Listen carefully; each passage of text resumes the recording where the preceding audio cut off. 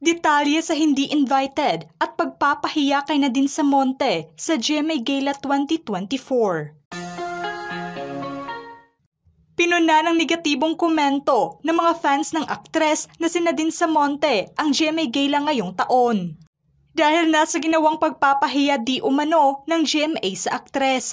Kaugnay kasi ito sa issue at rant ng stylist ng aktres na inilabas sa X app.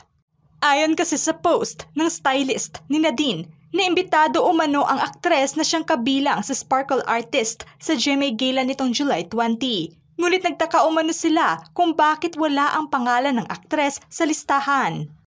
Ayon naman sa nagsilabasang ulat, ay hindi umano nakapasok ito sa loob ng reception dahil nga wala ang pangalan nito sa listahan. Kaya hindi mapigilang maglabas ng sama ng loob ang stylist ng aktres na si Kit Manila dahil hindi umano maganda ang pagtrato ng management sa artista nila. Sa kanyang rant post, aniya na kailangan umanong tratuhin ng maayos ng management ang mga artista nila kahit na hindi umano prime nila ang mga ito. Ba't kayo mag-i-invite pero wala pala sa listahan? Huwag niyo unahin mga influencers na in-invite niyo. So disappointing Sparkle GMA Artist Center. Cheap, hindi nakaka-sparkle. Kasunod pa nito ay binahagi pa niya sa kanyang Instagram story ang peg look ng aktres na si Nadine Samonte, kung saan agaw pansin nga ang parinig na caption nitong "She deserve a seat at the table." Kaya naman agad na espekulasyon ng mga fans ng aktres na mukhang hindi nakapasok ito sa loob ng reception. Naispatan naman daw nila na rumampa ito sa red carpet ng GMA Gala. Ngunit na kahit ibang anggulong kuha ng iba ay hindi na naispatan ang aktres sa loob.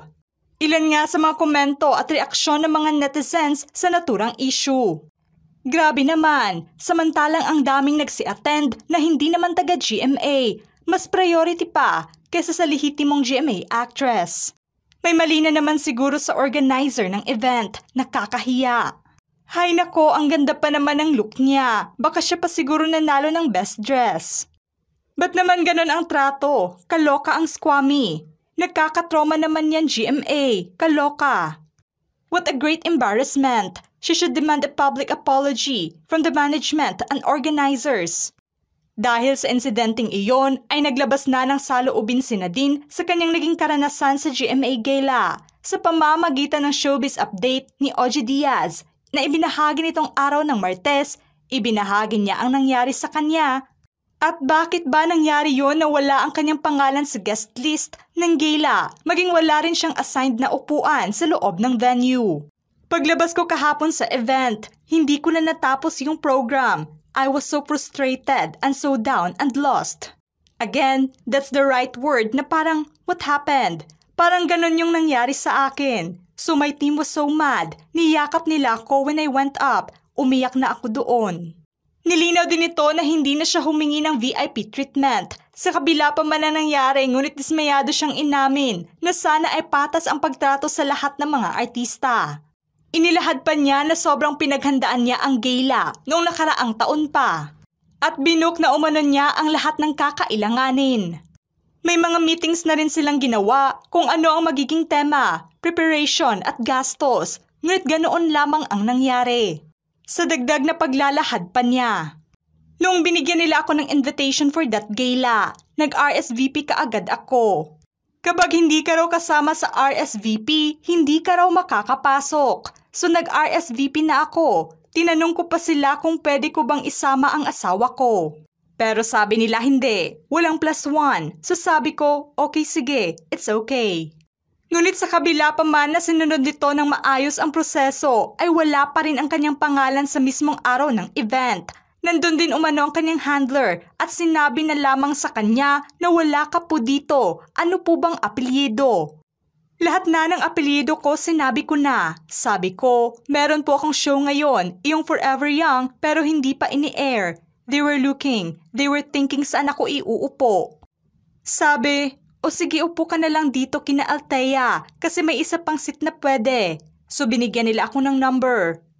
Nabigyan naman daw siya ng table, ngunit mag-isa lamang siya na nandun at nilapitan na lamang siya ng kanyang mga kaibigan sa industriya upang matiyak na okay lamang siya.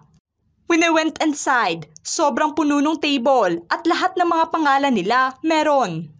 It was dulong-dulong table and walang nakaupo doon, ako lang. I feel so kawawa na everybody's going sa akin na parang, Nadine, are you okay? Okay ka lang ba dyan? Sa kabila pa man ay nagpasalamat pa rin ang aktres sa kanyang home network. Ngunit hiling lamang nito na sana ay ayusin ng mabuti ng organizers ang trabaho nila.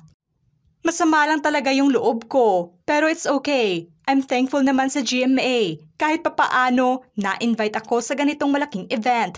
Talaga na once a year lamang. At thankful ako kasi meron akong bagong show with them. I hope next year, the production will be more vigilant.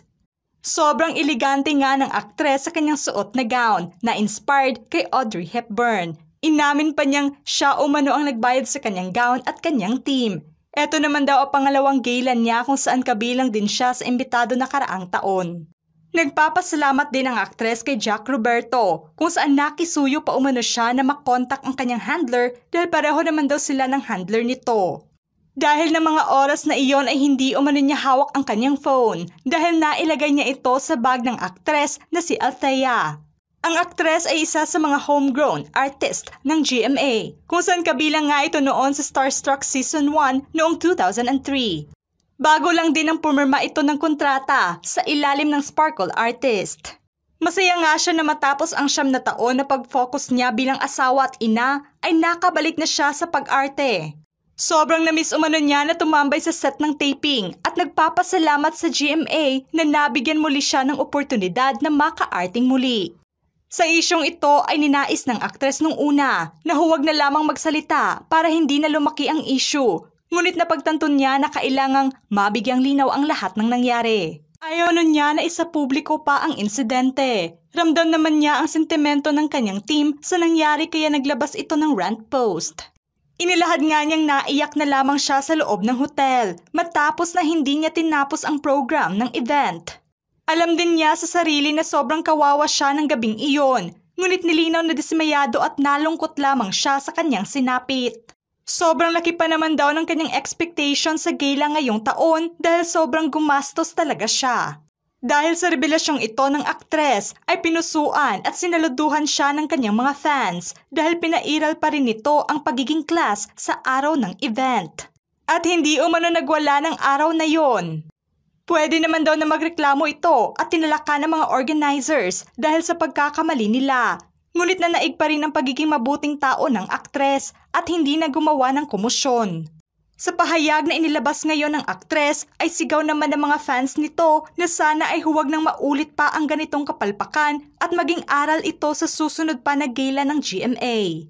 Ano ang masasabi nyo sa pagpapahiya kay Nadine Samonte sa GMA Gala 2024? Just comment below.